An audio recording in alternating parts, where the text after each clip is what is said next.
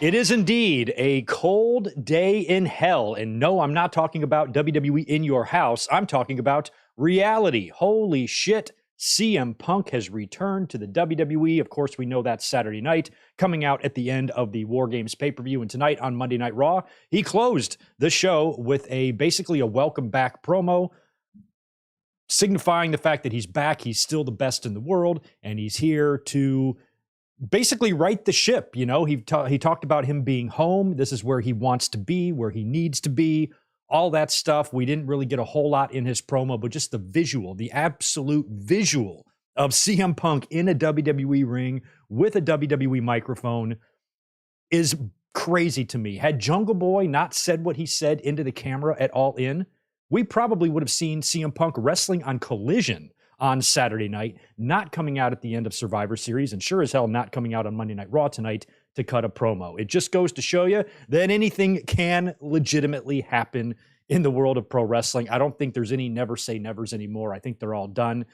If Punk came back, along with all the others that have come back throughout history, the Brunos, the Bretts, Punk was an interesting one, and the fact that he's here now is pretty mind-boggling and still surreal, still hard to get used to. You know, we just got a little glimpse of Punk on Saturday night. WWE didn't give us a lot here. You know, he didn't say specifically what his plans are tonight.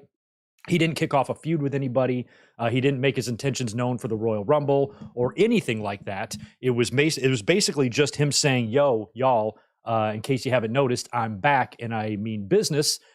And it was pretty cool. Like, I didn't need a whole lot from him tonight. I thought that was pretty much all we were going to get anyway, in terms of, what he was going to say and whatnot. But I think that was enough, because that was so cool and surreal to see him in that environment. This last couple of years, the last 2.5 years have been a YouTuber's dream for pro wrestling in terms of the headlines, the shocking headlines that we have seen.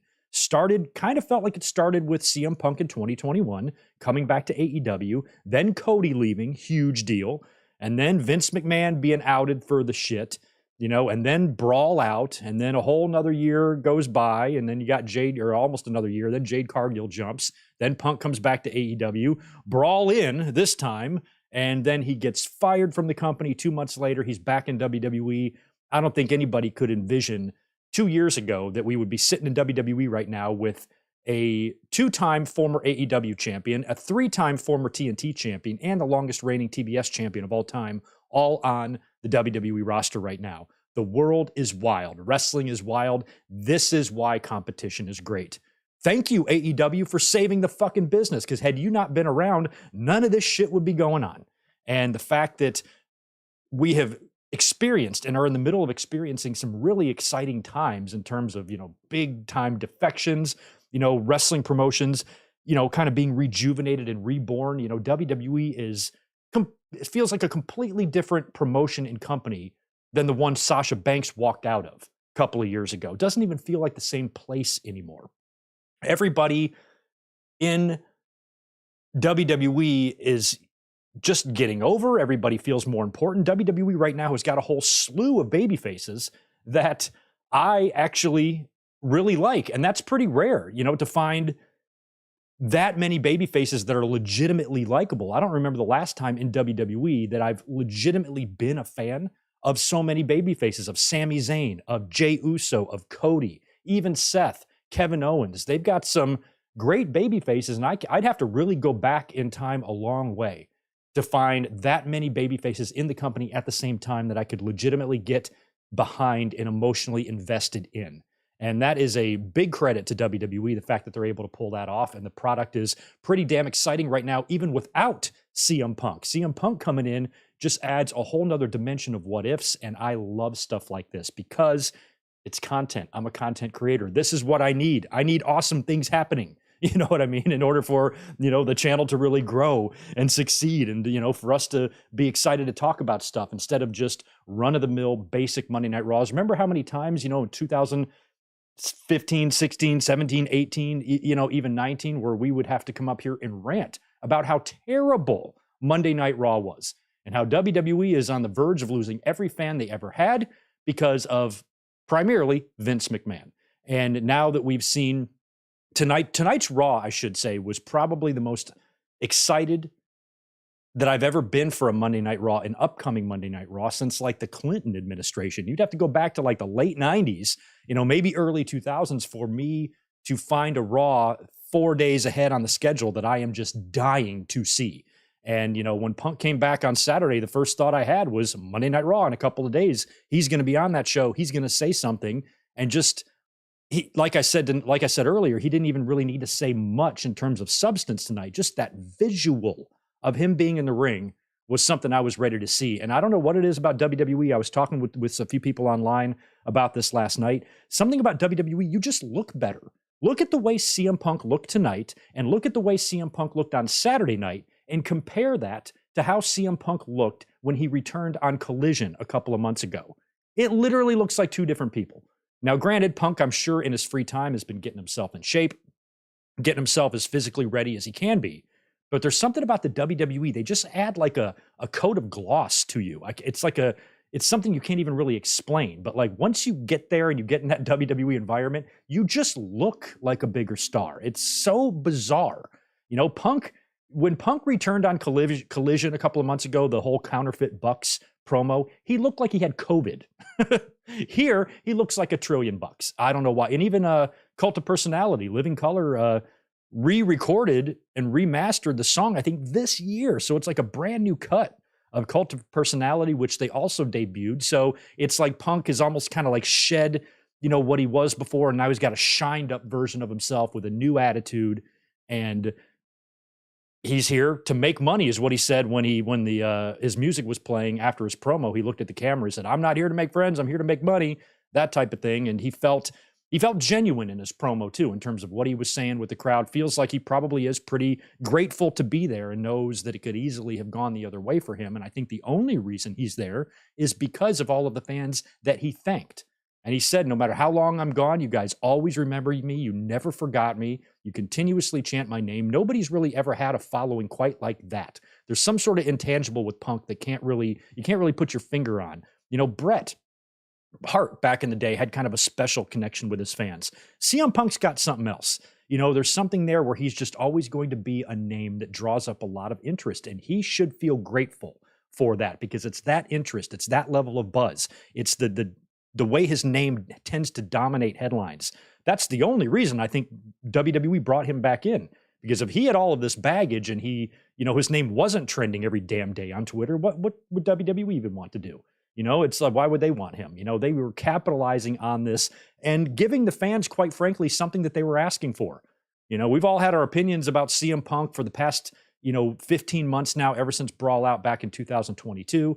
And a lot of, his behavior and his issues with other people and his reputation and that type of thing. We've been all over the map with our comments and our thoughts and our opinions on that. But just seeing him back here, feels like a way to kind of wash all that away.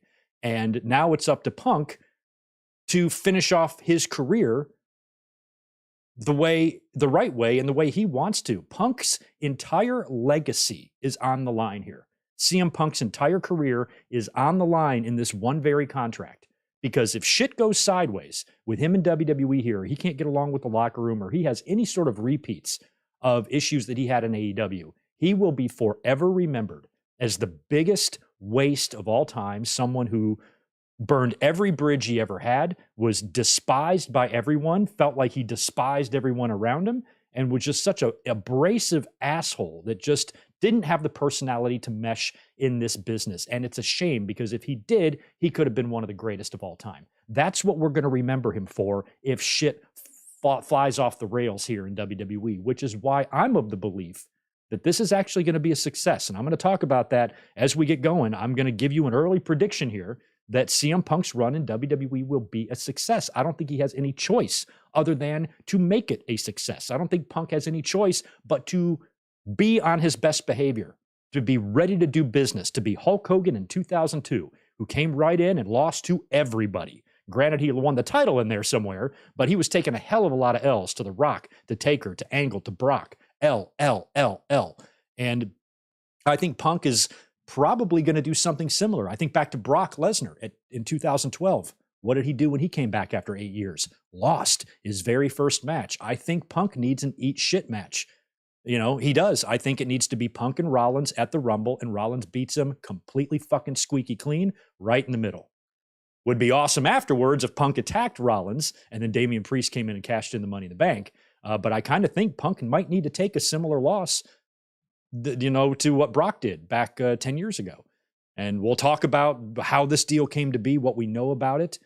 But I'm sure there were some conditions, with WWE bringing him back in. And I'm sure Punk was probably very cooperative with all those conditions. Punk, we're going to need you to lose a couple of matches up front. No problem. All these things they laid out for him. If we have any issues with you, or if the talent comes to us in mass and says, we don't like you here, whatever they've talked about, I have a hard time believing WWE would just sign a multi-year deal to CM Punk without, having these discussions and concessions and conditions set in place based on Punk's baggage and reputation. That's only logical. So I don't think WWE's just signed him and said, here, come in and do whatever you want. There ain't no way that's happened. So I think Punk he's not going to have the free reign to walk around the locker room like king shit, ban motherfuckers from the shows, tell people what's what to do, how to do things. Now he's the outsider. He is the one coming in after 10 years gone. A lot of the main roster stars weren't even there when he was there before. All the NXT happened all after him. Well, I guess NXT was around, but the meat of NXT, the Nakamura's, the Sammys, the Owens, all those guys coming in from the indies, Punk was pretty much gone by the time all of that started happening. So there's a whole just slew of new opponents for him. The promos he can have, CM Punk and Logan Paul, CM Punk and Kevin Owens, CM Punk and Seth Rollins. It goes on and on. There's so many people he can feud with, so many matchups that he can have. And I'm excited to see the potential for those. And if everything goes well, then Punk can, know that he was able to preserve his legacy and ride off into the sunset and the WWE Hall of Fame one day. That's what I want for him. It's all up to him pretty much. I think the ball's pretty much in CM Punk's court. WWE brought him in, so they're obviously willing to do business. Can he get along with everybody? According to his promo tonight, everybody kissed him and hugged him. Few people kissed him on the mouth, apparently. So we'll see what the reports are from behind the scenes, how he's been regarded backstage. If I'm a WWE talent and I'm on the roster right now, unless I've had some personal beef with him, I'm probably not going to have too much of an issue with him. I'm going to welcome him aboard. Hey, thanks for the buzz, that you've created for us. And I think hopefully there's much more of a kind of a team mentality in WWE that just didn't really seem present in AEW once Punk got there. So it's been a wild few days, man. It's been a wild few days. A little disappointed that they had everybody in the world's reaction up on Monday Night Raw except for mine. I thought I had a pretty good one to CM Punk's live reaction. Maybe it's because of that AEW belt hanging in the background. They didn't want that on TV. I don't know, but Greg didn't get on Monday Night Raw tonight. Kind of shitty. But either way, it's been a wild couple of days. Just crazy and surreal to see CM Punk back in WWE, especially when the way it all happened, the collapse that took place in AEW.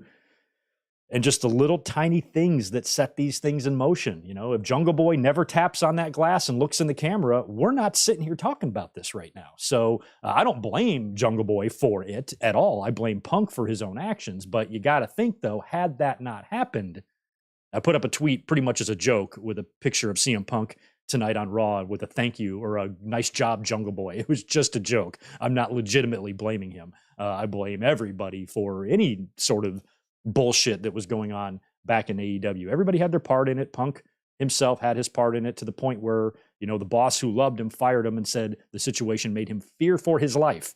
So Punk is not innocent at all, but you just have to wonder what we would be talking about right now had Jungle Boy not made that comment. We might be talking about our new World Heavyweight Champion, Damian Priest, which I thought for sure he was going to cash in last night at War Games, but Punk changed everything there. But wow, what a couple of days. I've been flapping my gums. Let's say hi to people in the chat. Let me move you closer so I can actually read you. I have not been here yet, but anyway, welcome to everybody who is here, by the way. Thank you to everybody who helped get us to 40,000 subscribers. We just hit that yesterday.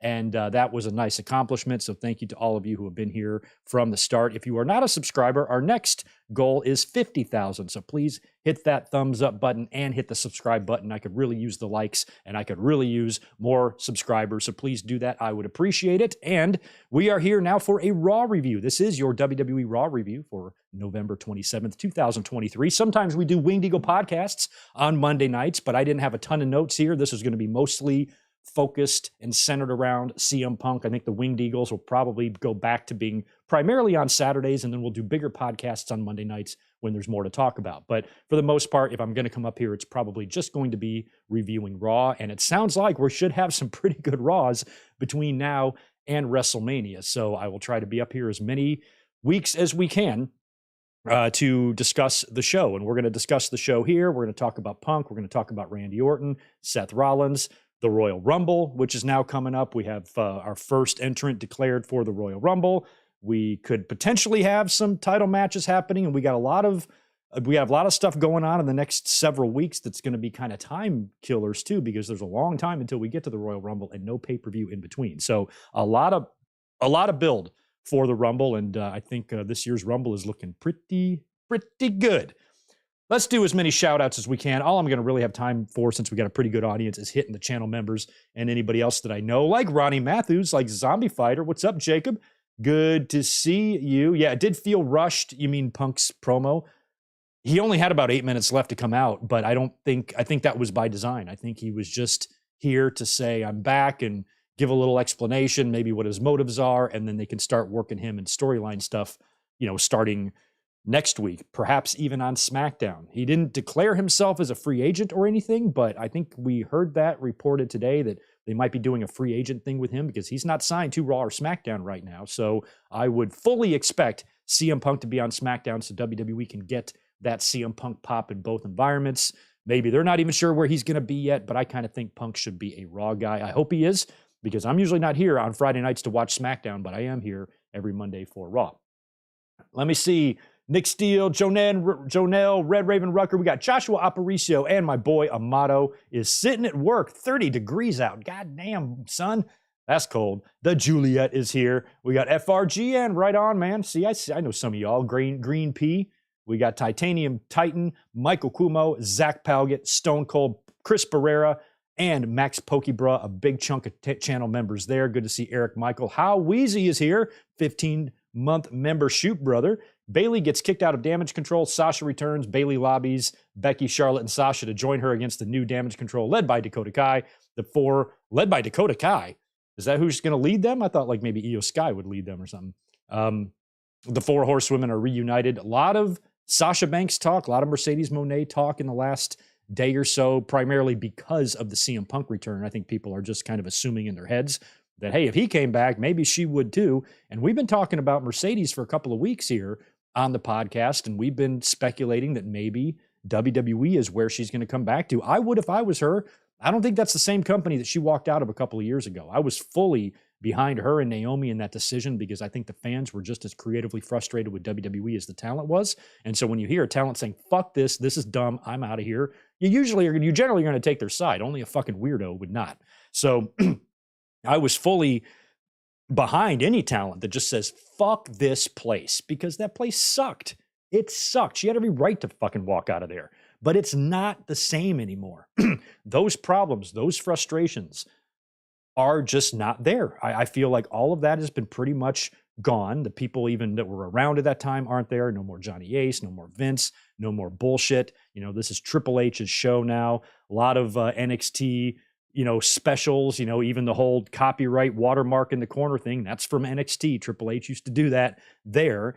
And it's so awesome that he's kind of the one pulling the strings now, because now we can start thinking about these surprises actually being a reality. I was kind of not believing that Punk would come just because it didn't feel like WWE style. But I'm kind of forgetting that this is Triple H's show now, and his style might be different than what I'm used to. So Punk showed up. Much of the wrestling world was taken by surprise, and much of the wrestling community got it wrong, including myself, who just did not think he was going to come. But I said in my predictions video, if he does show up, I'll be the first one marking out. I'm not going to be embarrassed that I predicted it wrong. I'm going to be thrilled because holy shit, this is going to create a lot of buzz, and that's good for business. CM Punk, it's not even a cliche, or it's not even an exaggeration. He legitimately is what's best for business, because high Punk drama means high business for the channel. So I don't mind it at all. And then, of course, when he showed up at Survivor Series, I did exactly what I said. I marked the F out. And there's 3 different versions of my reaction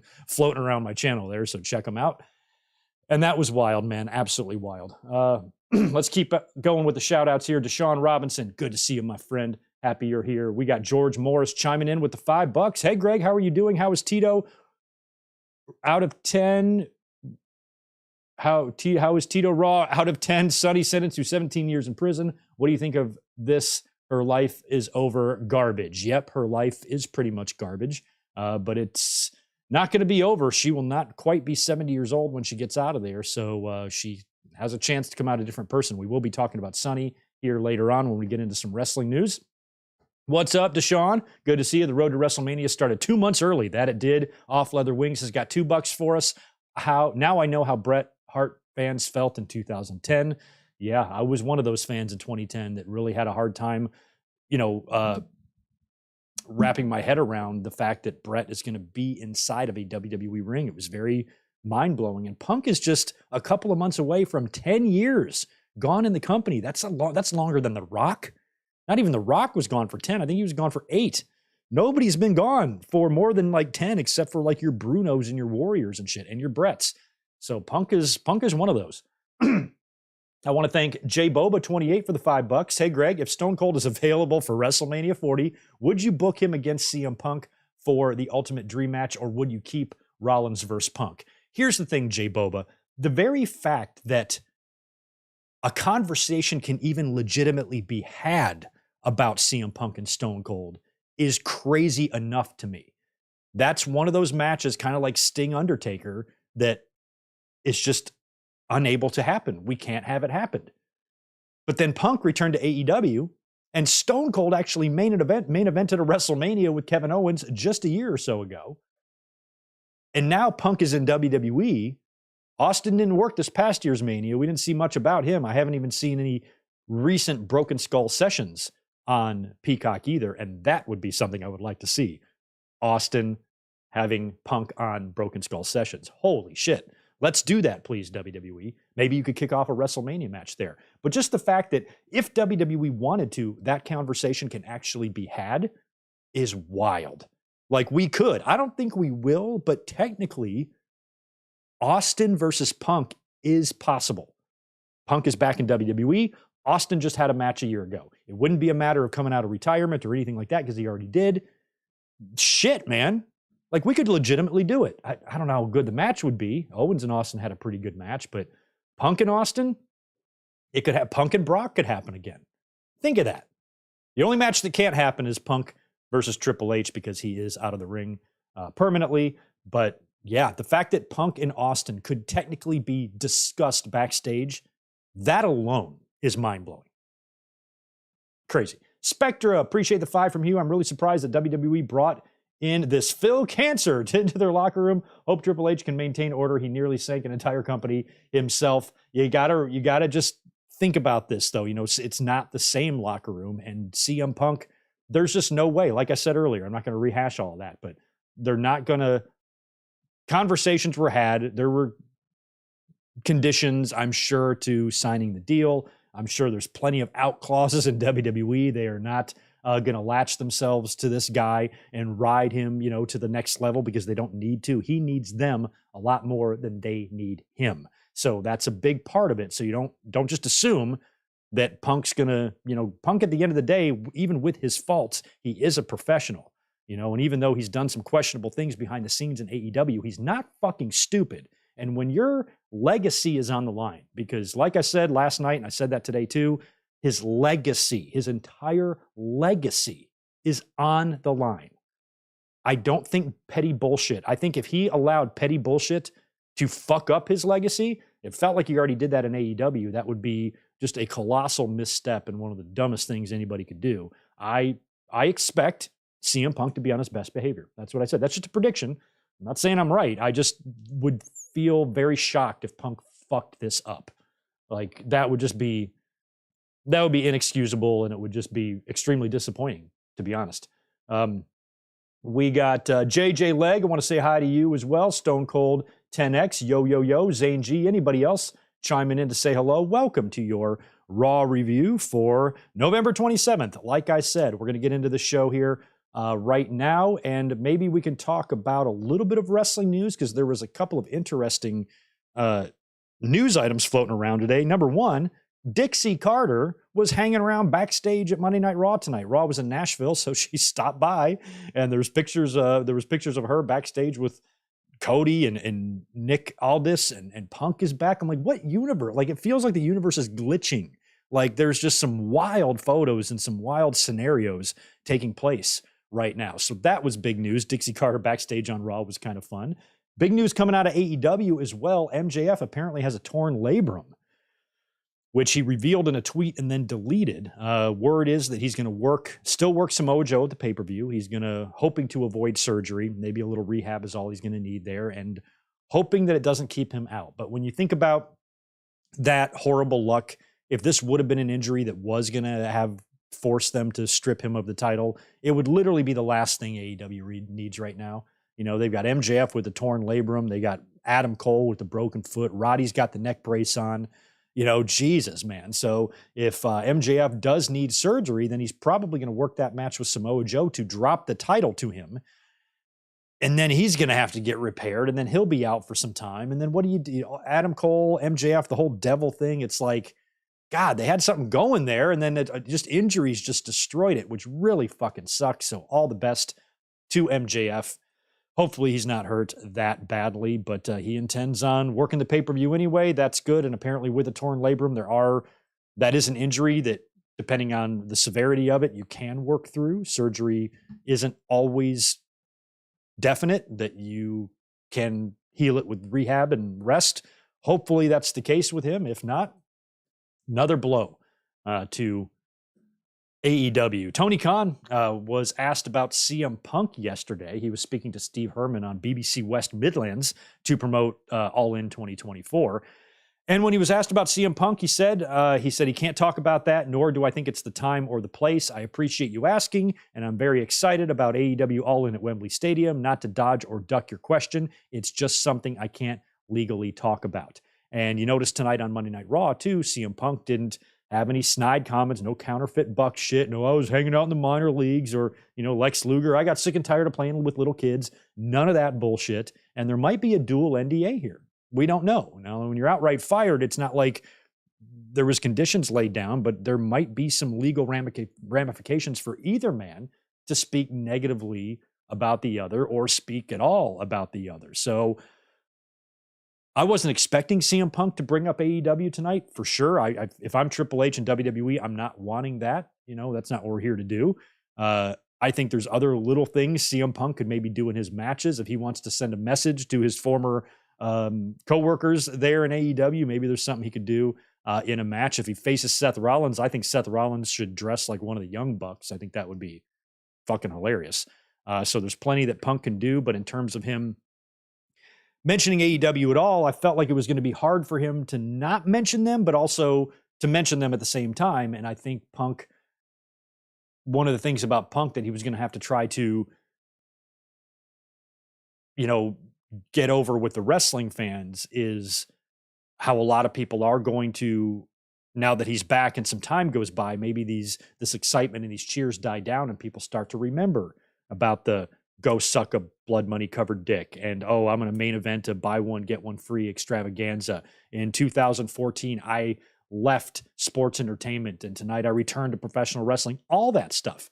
He went on a podcast 10 years ago, probably 10 years ago to the day. Anybody got a date on that CM Punk podcast, Colt Cabana 2014? I know it came out like the day before Thanksgiving or something, so we're probably right on the 9-year anniversary of that happening, where he publicly trashed the company, management, everybody in charge, got sued for it. I mean, think about this stuff. I mean, this is up there just as much as Brett and Bruno in terms of the bad feelings towards WWE that went on for years, not just a couple of years or just a short amount of time, but years. Bret Hart harbored that resentment for about a decade until he finally started coming around to the notion of maybe he can get back in bed with these guys. And CM Punk, AEW was the one that drew him out of hibernation, but that shit went to hell. And now his only option in terms of preservation of his legacy is here in WWE. And he's going to have to, there's going to be situations where he's going to look a little bit hypocritical based on what he said before. But I don't really care about that. I'm not going to crawl up CM Punk's ass about being a hypocrite. This is, think about all the other people that said horrible things about the company. Bruno, especially. Ultimate Warrior, especially. They all kind of were welcomed back. Punk is somebody that is coming back at a time where he can still deliver and do things like actually in the ring where Bruno and Warrior and Bret really couldn't at that point. Punk is 43 years old, provided he stays healthy, and that's a big if. He has to stay healthy. And if he's able to stay healthy, he has a chance here to work his ass off for 3 years, repair his reputation, his perception of him, do business, finish off his career the way someone of his star caliber should, and then get that little Hall of Fame induction, little cherry on top of his career, and it's saved. Because if AEW and All In would have been the last time we ever saw CM Punk, he would have been remembered for something a lot different. So, like I said earlier, the ball's in his court. The ball is in his court to do business here the right way. But we'll see. I don't think him or Tony Khan are really going to say much about each other, but CM Punk could technically still send messages in his own way. We will see. And I'm sure he will probably be on SmackDown to talk about something, and we'll see what his initial feud is going to be. Because as we saw on Survivor Series, a lot of fan cams caught Seth Rollins flipping out. As soon as Punk's music played, he started yelling in the ring. Then cameras caught Seth flipping out on the outside of the ring. And so many people were like, oh, this is legit. Oh, my God. I can't believe that all these wrestlers are mad. Drew McIntyre apparently stormed out, and Seth is yelling at CM Punk, but he's being restrained by Michael Cole. If you're being restrained by Michael Cole, you're working. Simple as that. So I think that's really smart for them to lean into this with CM Punk and his reputation. And I feel like even though that wasn't revealed tonight, that might be part of this story. Like, he's not welcome there. He's not wanted there. And some of the people he said who didn't welcome him warmly might be coming after him. And that might be part of the story. And I think every promo that he's going to cut with somebody, they're going to talk about how he's not liked and, and how he can be a quote unquote locker room cancer. So that's going to be fun to see whenever he kicks something off with someone. But based on Seth Rollins' reaction and how upset he was, that tells me that we're going to get some sort of a Rollins and Punk match. And honestly, I can totally see Triple H and CM Punk, in the agreement, when they're sitting down talking about stuff. Look, if we sign you, the first thing you're going to do is lose to Seth Rollins. And Punk's probably like, fine, he's one of the best in the world. I got no problem losing to him. Because honestly, Seth Rollins athletically, physically is more capable than Seth Rollins or than CM Punk at this stage of his career. I still think the two can have a great match. I think the promos can be fun. I'm really hoping we get Rollins, Punk at the Royal Rumble. Seth Rollins is going to have to contend with some early stuff. He's got a match with Jey Uso next week, and Drew McIntyre is, headbutted him to shit. But I think when all of that resolves itself, Punk and Seth Rollins is what you should build for the Royal Rumble. That's what I'm hoping we get there. But I've been doing a lot of rambling. We actually need to get into Monday Night Raw. Good to see Nick Musser showing up here as well.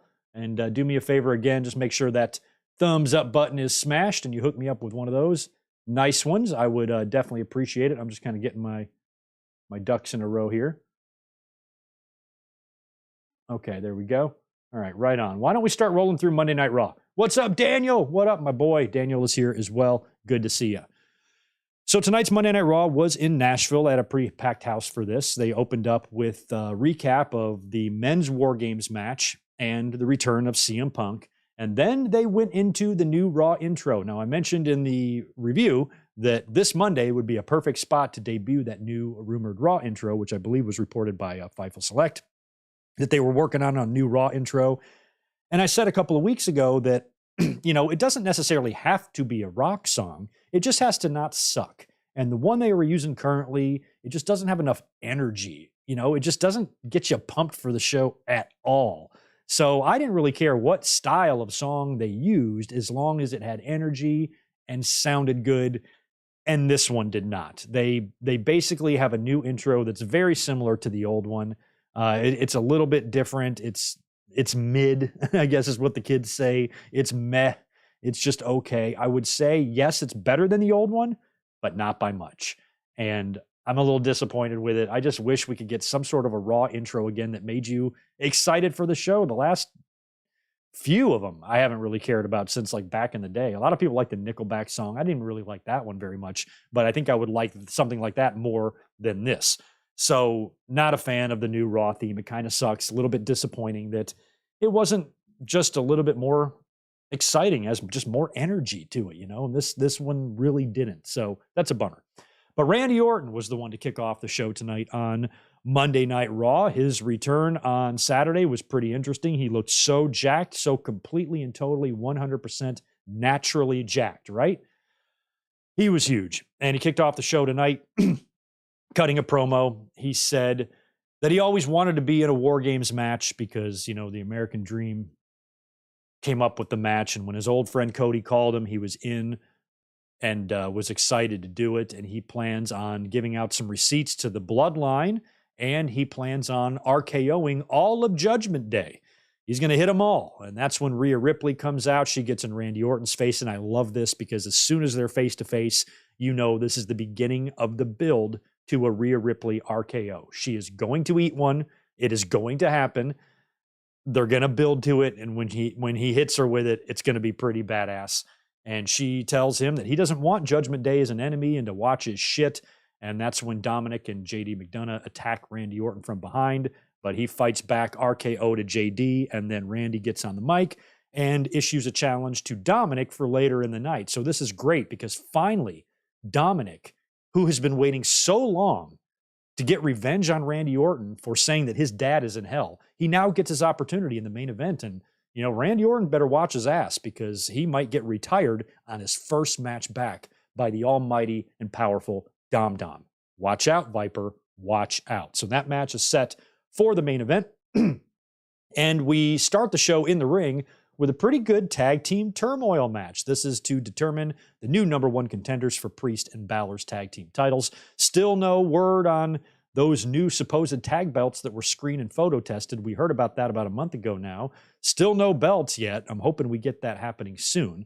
But this was a turmoil match. And backstage prior to this match, we had Alpha Academy and who the hell else was back there? Alpha Academy and somebody else, Creed Brothers maybe, and R-Truth introducing, what was his name, Chili Dog or something? Jelly Dog? Jelly Roll. Jelly Roll was there, so yay. And then it's time for the match. DIY starts things off against the Alpha Academy. DIY picks up the win there. Then they take on Inda Sheer, who is about as over as a cat turd. Nobody gives a shit about Inda Sheer. I don't. DIY then beats them. Then the Creed Brothers come out. It's DIY versus the Creed Brothers. Creed Brothers get the win with the Brutus Ball. Then the New Day is out next. So now we got a match that's 75% Creed, with the two Creed brothers and Austin in there, along with Kofi. And the Creeds also win this match, beating New Day, one of the greatest WWE tag teams of all time, with another Brutus Ball. So it's double Brutus Balls for the win over two of the best tag teams in the world, DIY and New Day. And then Imperium comes out as the final team, and the Creeds beat them too. That was great. That's all about establishing the Creeds. Now they're getting a title shot pretty early here. So I don't know how I feel about that, but they're so legit. You know, with the Creeds, I wouldn't feel like it would be coming too quick, even if they belted them up here. I just don't feel like it would be too quick for them because they are very impressive. And even Finn Balor acknowledged that. After the match, we cut backstage to Judgment Day's little clubhouse. That's what they would call it. It's a little clubhouse, little couches, little area there. And on the, so funny. So you got Damian Priest. He's just standing there, like staring at the wall. And then on the couch, Rhea is sitting next to Dom Dom, like she's telling him about the birds and the bees, or she's warning him about the dangers of open manhole covers. Like she's sitting there with him, and she's like, "You got to be careful with Randy Orton. He can hit the RKO out of nowhere." And just the way she's talking to him with her arm around him is like the sweetest thing. Like he's 6, and she's basically stranger dangering him and warning him about Randy Orton, and he's a Viper. He can strike at any time. Watch out for the RKO, that type of stuff. Priest is staring off into space. He's all disappointed. He's Mr. Sad Guy because he feels like he let the team down. And Balor shows up. And he's like, dude, we got to talk about these Creed guys. They're the real deal. So even Balor is like, yo, we can't take these guys lightly. Did you just see what they did out there? Priest was staring off into space. He goes, yeah. You want to say it, don't you? Come on, go ahead, say it. I let the team down. I was the leader. I let them down. And they're like, no, we really don't care about that right now. Like, we're worried about the tag team titles here. So this might be used as a distraction. Maybe Priest is going to be so down on himself here. That's going to maybe lead to them losing the titles or something. I don't know. But he basically wants to be punished. He wants to be ridiculed by Judgment Day. But Rhea Ripley says, no, we're all family. And Balor's like, hey, we're the champs. Let's shake this one off. And we'll see if that continues to plague Damian Priest or not. He shouldn't be that down on himself. He's still a champion, still has a Money in the Bank briefcase. He should be feeling pretty good right now, even with a War Games loss. We then go to the ring. Cody Rhodes is going to be cutting a promo. WWE announced earlier in the day. I did not see this until he came out to the ring, but apparently it was already announced that he was going to have an announcement for the WWE Universe. If I would have seen that earlier on in the day, I just would have tweeted, he's going to declare for the Royal Rumble. There's no way he's going to drop some mega announcement on us on Raw. There's too much going on. And plus, what would that announcement be that would be anything that special? It's probably going to be about the Royal Rumble. And of course it was. Hits the ring, thanks his War Games teammates, and he welcomes back CM Punk. He talks about Punk. He welcomes him back home, which I found interesting because Punk and Cody, I don't know specifically what their issue is, but I don't think they're BFFs. And I also saw people referencing some sort of heat between CM Punk and Sami Zayn, and I'm not sure what that's about either. And if you got heat with Sami Zayn, then you must be a pretty big shithead, because I think Sami Zayn is beloved. That's like having heat with Mick Foley. So whatever the CM Punk and Sami Zayn heat could potentially be about, I have no idea. If anybody knows, fill us in. And no pun intended, Phil Brooks us in the chat there, because I kind of want to know what that's about. But I thought it was cool that he welcomed CM Punk back. And I'm sure in WWE, when things are good, everybody tends to get along. And right now, things are very good in WWE. I think the talent is happy that Vince is kind of out of the picture. Triple H is in charge. We've seen just such an improvement, creatively across the board in WWE. All their numbers are up. Even the fans are happy for the first time in 5 years. And I feel like the talent knows this too. And if I'm somebody in a prominent position, if I'm a Cody, if I'm a Seth, if I'm anybody in the main event scene, I'm walking right up to Punk and shaking his hand and welcoming him back. Sink or swim, bitch. You're here with the big dogs now. These are all very, very capable main eventers here. And I wouldn't sweat him. I would just be confident in what I do, know that he can be a good member of the team. You could possibly even have great matches with him. I would just keep it as professional as possible.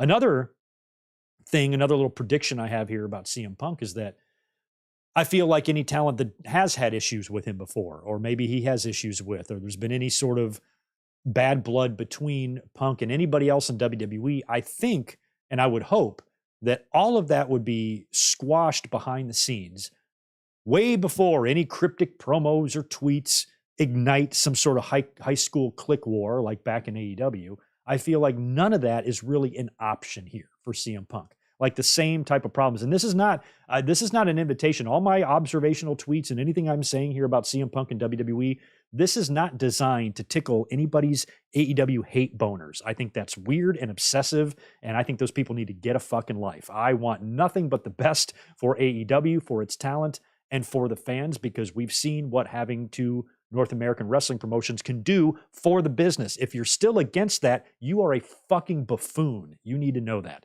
So this has nothing to do with being anti-AEW or anything like that. I'm just talking about what's going on right now, and Punk being in a WWE locker room environment is going to be much different than AEW. He's not going to have that freedom, or he's not going to have the cojones to walk around there like he owns the place after he's been gone for a decade. He's been gone for 3 presidents, So I think that you can't just walk in and start telling people what's what. So that's not going to happen there. And I think that any of those problems are going to get squashed before we even hear about them being a problem. We heard that two of the people that were the first to welcome CM Punk with a hug when he came back through the curtain during Survivor Series was Bayley and Kofi Kingston. That makes me really happy because at one point, CM Punk referred to Kofi Kingston as his road wife. Kofi rode on the bus with him. They were bros, and something happened. Just like something happens with CM Punk and everybody he's fucking friends with. So I don't even know what the story with Kofi Kingston was, just like I don't know the Sammy story, but just the fact that him and Kofi shared a hug makes me happy because I think Kofi's awesome. And he's another guy. Like, how could you have beef with Kofi? Have we ever heard one single negative thing about Kofi Kingston in our lives? In the internets, dirt sheets, websites, anything like that, anywhere across that world wide web? I've never heard anything remotely bad about Kofi Kingston, other than he's a nice guy, a good worker, longevity, reliability, everything has been positive. The only person that ever get mad at him is Randy Orton in the middle of a match when he called him stupid twice. But I think that was frustration in the match, not a frustration with Kofi Kingston being a piece of shit. Kofi Kingston is a great human being from what we all understand. He's bringing tears to people's eyes winning the title at WrestleMania. Everybody loves Kofi. So what the fuck was CM Punk's problem with him? But the fact that it's over now is just good. I want everybody to get along because wrestling's really exciting right now. And the last thing WWE needs is any sort of monkey wrench in their locker room. But they've survived a lot already just in the last couple of years, with Vince, the hush money stuff and that scandal when Vince left and then came back in. It was really kind of agitating a lot of people, making them uncomfortable. And now that the merger has happened and TKO and, there's people almost with more power than Vince. He's in the background. He's not here to screw up our lives anymore. It's changed, and they've been able to weather those storms. So I think the locker room could easily handle CM Punk coming back into the mix as well. And plus, I think if Punk tried some shit, I think there's a lot of people in that locker room that could kick his fucking ass. I do. I think there's 20 people in the locker room that could easily fuck him up. Easily. Chad Gable probably could. So I just don't think Punk's going to be wanting to walk around prick waving. I just don't think that's where he's going to be in his life. But back to the Cody Rhodes promo. After he welcomed CM Punk back, he declared himself for the Royal Rumble. That was, in fact, his announcement. And he talked about his story. And he goes, speaking of stories, I need to continue my story. Adam Pearce said that it's okay for me to announce that I am the first person in the Royal Rumble. So this officially basically sets in motion what we've been thinking about for Cody all year long, is that he is going to be the person to get the shot at WrestleMania 40 for the championship. Now, before we get into that, WrestleMania and the Royal Rumble, the lights go out. The lights go out. Cody's in the ring by himself. They come back on. The lights go out. Cody's in the ring by himself. Shinsuke Nakamura appears on the screen. So it's another one of those backstage little vignettes with the subtitles. And it turns out that Cody was, in fact, the one he was calling out all along. That's who I said a couple of weeks ago when this first happened. I said, it sounds like he's talking to somebody in the War Games match, and it sounds like that person is Cody. But then the CM Punk rumors continued to bubble. We heard the stuff about Okada. And so that kind of casted some doubt, I think, in fans' minds about who Nakamura was referring to, but I never really thought it was CM Punk. I felt like it was Sammy or Cody or somebody like that, and it turns out it was Cody. So they do the vignette on the screen, the lights come back up, Nakamura is standing behind Cody. Cody turns around and just eats a face full of red mist, ruining that beautiful suit that he had on. He goes down. Nakamura doesn't even really attack. He just hits him with the mist, and that's it. And I said in my predictions video on Friday when we were talking about Nakamura, how I didn't think Nakamura was going to have a presence on Survivor Series at all because people thought he might be referencing Punk and there was going to be a confrontation. I said, no, I think he's not going to be at Survivor Series at all. And that's when we mentioned Cody. And I said, Cody would make a lot of sense because I don't think Nakamura and Cody are going to be two guys that are going to have like a 2 to 3 month program. I think since there's 2 months until we get to the Royal Rumble, and there's no pay-per-view in between, you need some minis. You need some mini feuds. And I think that's what Cody and Nakamura is going to be. This is going to develop on TV for a couple of weeks. Will probably just culminate in a Raw match, maybe even a couple of Raw matches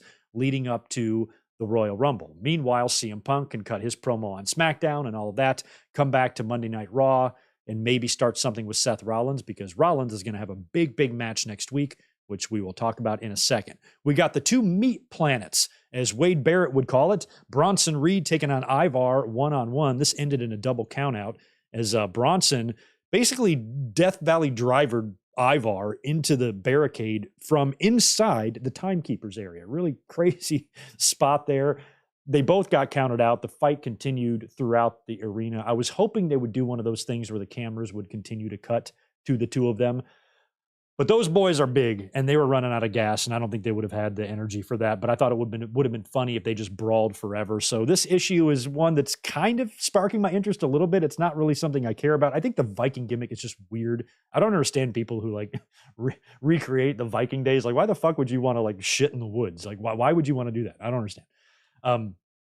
So I think the Viking gimmicks are stupid. And plus, Ivar's voice, he sounds like a guy named Gary. He doesn't even sound like a monster. He's just like this guy named Gary with a normal fucking voice. Like, you know, if I'm calling Target customer service, Ivar picks up. So that his voice doesn't even match his like look. But I like beef versus beef and meat planets. That's pretty good. We'll see. They're going to do something else next week, I'm sure, and probably battle on TV for the next couple of weeks. We cut backstage to R-Truth, who returned at Survivor Series. So awesome to see R-Truth and Danhausen back on TV. He's hanging back out in Judgment Day's clubhouse, which they called it. He's hanging out in Judgment Day's area on the couch, eating, I guess, a tray of, I guess it's jelly rolls, because jelly rolls on the show. Is that why he's doing that? He's got powdered sugar all over his face. And Judgment Day comes in, and Priest is like, what the fuck are you doing? I think they call it their clubhouse. And it kind of is, because Judgment Day built a fort inside of the arena, called it the clubhouse. And somehow R-Truth survives this. Damian Priest and Bow forgot who was even there, but they didn't even bother kicking his ass. And they just kind of like let him go, but they made him get out of their clubhouse, which was pretty funny. He made a fucking mess in there too, but who cares? R-Truth, so good to see you back. So good to see you back. Love R-Truth a lot. Then we get Nia Jax and Zoe Stark one-on-one. What was great about this is the second week in a row Nia Jax has gotten the stand in the ring like an idiot treatment, where you come out first, then they go to a commercial break, then they go to a backstage segment, then they go to a replay of Survivor Series, you know, and then they run a complete screening of the movie Titanic, and then they come back to the ring, and Nia's been in there the whole time, which was pretty funny. She's taken on Zoe Stark. Nia wins with the Now and Later, one of my favorite candies. From when I was in grade school. She won with the Now and Later. And what was funny is when she hit Zoe with the Now and Later, she didn't just stay sitting on her like you're supposed to, like the bonsai drop. She got off of her, covered her, and hooked the leg. You didn't even have to get off of her. Just once you squat her and squash her, just stay there and pin her. So anyway, Nia Jax beat Zoe Stark. And I can't believe I'm saying this, but I just have to be honest. I don't like to lie to myself. I think that's stupid. I don't hate the way WWE is using Nia Jax. I wanted nothing to do with her. I had no interest in seeing her come back to the company. I don't really like her, to be honest, but they're using her the right way. They are. You can't ignore that. We cut backstage to Imperium. Kaiser Permanente and the other one are standing there, and they're talking about something. Gunther shows up, talks to them about something. And that's when The Miz comes into frame. The other two dummies leave. Miz looks at Gunther. Gunther is so happy. He's kind of smiling a little bit too much for me. As soon as Miz walks in, it's like Gunther just had this like smile on his face. Miz wants another shot at Gunther. Gunther, I think, correct me if I'm wrong, didn't he basically just say, no, not right now, like you're not getting one right now, but Miz probably will get another shot at the IC title. And like I said, we got a lot of time until the Royal Rumble, so having some championship matches on Raw to kill some time, to put some quality shit on your shows for the next 8 weeks before you get to the Royal Rumble makes sense. So continuing the issue with Gunther and Miz is cool. We're going to get a championship match next week as well, which was set up in the next segment. Seth Rollins comes out for his promo. This was coming up at the top of the second hour. And I didn't read Fightful Select's Raw rundown earlier in the day. They had basically the format for the show. Everything was exactly predicted perfectly, by the way, where they had Rollins' segment listed separately from CM Punk.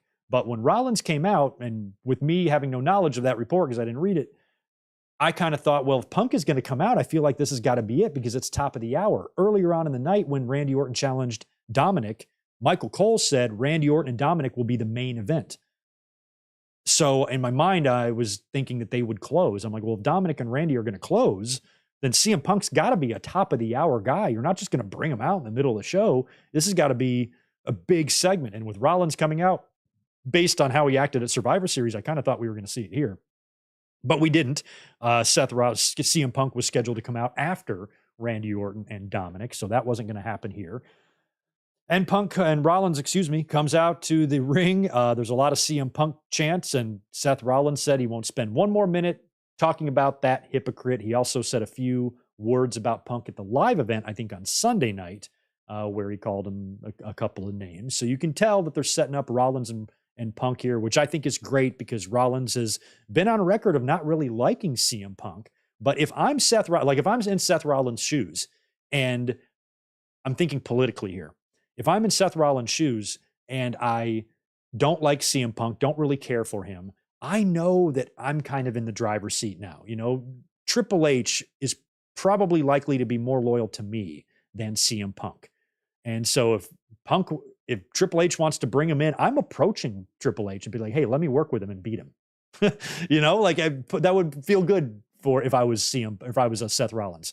And back in the Shield days, Seth Rollins and Punk had a couple of matches on TV for sure that I know Punk won. So Seth kind of owes him one here. Seth has built himself up a big world championship legacy after CM Punk left the WWE. Rollins is kind of higher up on the overall wrestling totem pole, you would think, than Punk, popularity aside. I mean, Punk's name just brings up, dominates so much headlines. But in terms of where Rollins is in his career, I would feel like he would be the superior athlete in this. So if I'm Rollins, I'm wanting to work with Punk because I know I will probably beat him. It would be pretty shitty if CM Punk just GTS'd and beat their champion clean right after being gone for 10 years, and the massive bridges that he exploded after leaving WWE the first time and AEW most recently. For him to then beat Seth Rollins, I'd be like, fuck no, I'm not losing to him. But if I beat him, of course I'll work with him. I think that Punk's going to I think his first match is going to be a loss. I do. So that if I'm Seth Rollins, I'm wanting to work with him. But I don't think we're going to get there yet. I think they're going to stall on that another couple of weeks if that match is in fact going to be at the Rumble. Rollins says that he was talking to Adam Pearce about his next opponent, and he wants to once again become a fighting champion, and that's when Drew McIntyre comes out. McIntyre comes out kind of in babyface mode again, actually congratulates Seth on a War Games victory, shook his hand and everything, and said, I got on the Judgment Day's team because I was Jay in a cage, and, and I thought, they had a good strategy, but I didn't realize their strategy was to lose. So it kind of threw a little shade at them. I forgot what he said. It was pretty funny, though. And basically just says that he's coming after the title. And Seth said, well, I was about to announce what I'm going to do until you interrupted me, but I've already spoke to Adam Pearce. And sorry to have to tell you this, Drew, but next week I'm going to be putting my title on the line against Jey Uso. So, and this is when Drew, I think, asks who the match is with. And that's when Seth says Jey Uso. This upsets Drew. He winds up hitting Seth with the Glasgow kiss. Problem is, Seth is holding onto the belt, and Drew Glasgow kissed the belt, I believe. Either that or Seth's glasses. He hit something sharp on Seth Rollins, and as soon as he headbutted, he came up gaffed there and was bleeding pretty good. So he cut his head open on what I think was the belt in a pretty ugly spot, and starts attacking Seth Rollins. And then Seth Rollins' opponent next week, Jey Uso, runs out to the ring, makes the save, runs off Drew McIntyre. And now we have Jey Uso challenging Seth Rollins next week for the championship. You got a very angry Drew McIntyre running around. You got Damian Priest, who's got the briefcase, who also has issues with Drew McIntyre. You got CM Punk, apparently not one of Seth Rollins' favorite people. You got another opportunity here for a cash-in. I would love to see a cash-in on Monday Night Raw. I would love that, and I think that there could be ways to do it. There's lots of ways you could do a cash-in, but next week you do have that option because of how many different variables. Rollins is going to be in a very vulnerable spot because he's in a championship match against a babyface, but a whole bunch of people are going to be lurking. especially Judgment Day guys. And hell, maybe even he eats a GTS next week. We don't know. But Seth is defending against Jey Uso. I don't think Jey is going to win the belt, but I think a cash-in is possible. Now, if a cash-in does not happen next week, when will a cash-in happen? So here's a couple of ideas I have. I feel like if it's going to be Seth Rollins and CM Punk, I would have it happen after that match. Like I said, Rollins is going to beat CM Punk. I would have Rollins get that big victory over Punk and beat him clean. Stomp right in the middle, whole deal. Fucking clean, man. It's not going to hurt CM Punk any. He's CM Punk. He can lose clean. It's not going to damage him at all. So right in the middle, lose to the champ. Seth Rollins wins. And then hypothetically after the match, as this music's playing, Punk gets up and Rollins approaches Punk for a handshake. Let's put it all behind us. It's over. Goes to shake his hand. Punk nails him with a low blow. Goes to the outside of the ring, grabs a chair, Pillmanizes Seth Rollins' head in the chair, stomps it, or maybe goes and gets a sledgehammer from, trademark of his new boss, Triple H, a sledgehammer that Seth Rollins himself is very familiar with. Sledgehammer to the back, like Triple H on Shawn in 2002. After the low blow, sledgehammer right to the back, throws it down, walks away. Judgment Day's music hits. Out comes Damian Priest. Seth's crippled. Here's my briefcase. Boom, new champion Damian Priest. And then you might have to do Seth Rollins and CM Punk Hell in the Cell at WrestleMania, which means we get a second match. And that one could go a different way. Maybe Punk gets the victory in that. We don't know, but that could be one way to do it. I think it would be awesome if CM Punk played a role in Rollins losing the title. So maybe it doesn't happen in the match with CM Punk, but maybe Punk costs Seth the title leading to the match. You know what I mean? Because you could do Rollins and Punk for the title at Royal Rumble. Rollins beats him, retains. Punk attacks. Priest cashes in. That's one way to do it. Another way to do it is for CM Punk to crash a Seth Rollins championship match, maybe after a victory or during the match, lay him out, allowing Priest to come in. And that means Priest can then win the championship, move on to his own business, and Rollins can feud without the title. You can also do this with Drew McIntyre because McIntyre just headbutted Seth Rollins tonight. So maybe Drew McIntyre is going to come out and fuck that matchup next week. 100%, because Jey Uso is not going to win the championship next week, but you can't not have McIntyre come out. He clearly made it known tonight that he's probably not going to tolerate that match next week unless Adam Pearce does something like you're banned from the ring or whatever. That could be it. But however Seth loses the title, if it's to Damian Priest and Priest cashes in like we expect, if I'm Priest right now, if I'm Damian Priest, I'm like going to Triple H and saying, how do you not put the title on me right now? Like, you've got all this shit. Seth Rollins is a fucking sitting duck out here, man. And plus you got a program with him and Punk on the horizon. You got all the stars are aligned here.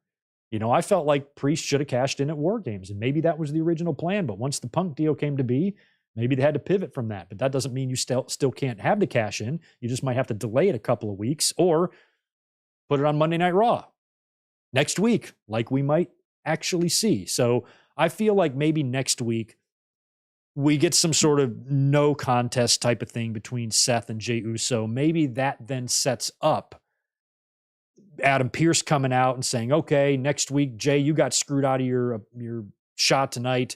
Next week, we're going to do a triple threat.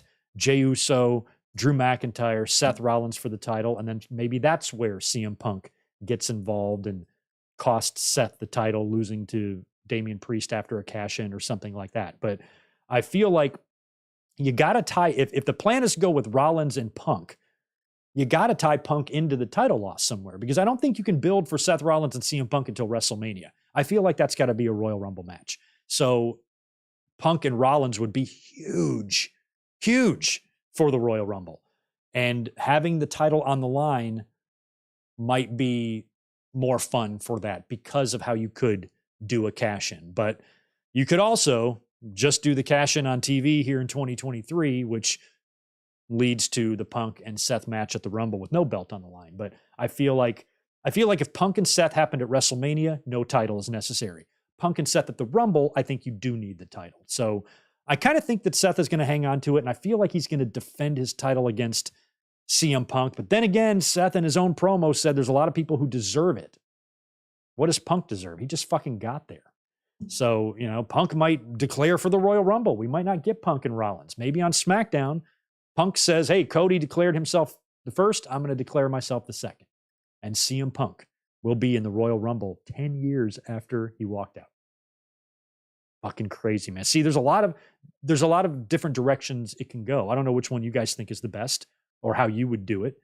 But I don't think Seth would have reacted the way he did at Survivor Series if the plan wasn't to go with Rollins and Punk. You know what I mean? So we're going to get that. And I think the Royal Rumble would be a great place for the championship. Rollins wins. And hell, maybe Punk shows back up in the Rumble and somehow pulls off a crazy one and wins it. And it's Punk and Roman for the championship. But what do you guys, if Cody is back in the Rumble again, don't you think it's going to be weird if he wins it 2 years in a row? I'm almost hoping that they kind of keep Gunther out of it, because if it comes down to Cody and Gunther again, Cody's going to eliminate him again. I feel like Gunther's got to kick off something with Brock in that match, or maybe he wrestles Chad Gable on the undercard or something, and he's not in the Rumble. I don't know what the fuck you do with Gunther there, but Cody being in the Rumble, as much as I want to see him go to WrestleMania and complete his story against Roman Reigns, I want to see Sami Zayn win the Rumble. I want to see Sammy win it. I want to see somebody like that win it too. Sammy or Gunther or even Jey Uso would be perfectly fine with me. I don't think it's going to be Jey. I think we're going to get Jey and Jimmy at WrestleMania. But, somebody like Sami Zayn would probably be my number 2 behind Cody, with an honorable mention to Gunther. I would find some way to keep Gunther out of that Rumble, or have the person he's going to work with at WrestleMania eliminate him from the Royal Rumble, perhaps like a returning Brock Lesnar. That Royal Rumble would be such a perfect place to bring back Brock unannounced, completely unannounced, not at number 30 to win it or anything like that, just to come in the middle, have a fucking, maybe even a stare down with CM Punk or something. If Punk is in the Rumble and you get Brock and Punk, before somebody attacks them both from behind and, there's a scuffle, and then you get a Brock and Gunther moment. Maybe Gunther throws Brock Lesnar. We've seen this a million times, right? Gunther eliminates Brock, and maybe Brock comes back in, eliminates Gunther, and boom, there you go. WrestleMania match is set. So many different possibilities, and that's what I like, because it's never fun when it's pretty obvious what they're going to do. Now, shit, these creative meetings must be a clusterfuck, man. What do we do? Which direction do we go in? What's going to be the most fun? I'd like to be a fly on that wall. So backstage, after all that nonsense, Sami Zayn confronts Drew McIntyre after the headbutt and makes some pretty good points. He says, look, he goes, I faced the same exact disappointments that you have, even worse. I never even got the championship. At least you're a fucking champion. Everything that you went through, I also went through, and I didn't act like a bitch about it.